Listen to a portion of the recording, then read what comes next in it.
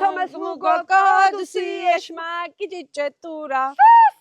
Sisatura magutu atobadogura.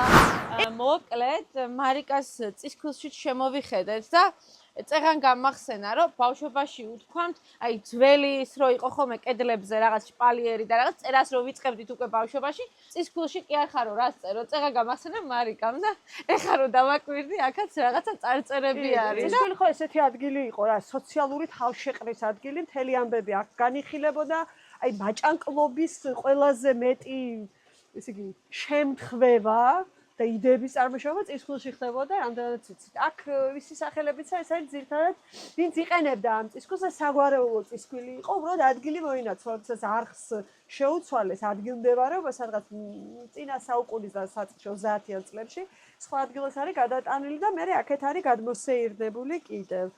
ასე რომ წისქვილის ქვა ესეც საკრალური ადგილი იყო ზოგადად ეს წისქვილი და როგორც აი მარანს, ქვებს, ოხვამურის ქვებს ოჯახი უნდა გაფრთხილებოდა, ესე უფრთხილდებოდნენ წისქვილს, იმიტომ რომ ძალიან ბევრი რამ ითვლებოდა რომ მადლი მათზე იყო დამოკიდებული. თქვენთაც უნდა დაარეკოს რა, ერთხელ კი არ უნდა იყოს.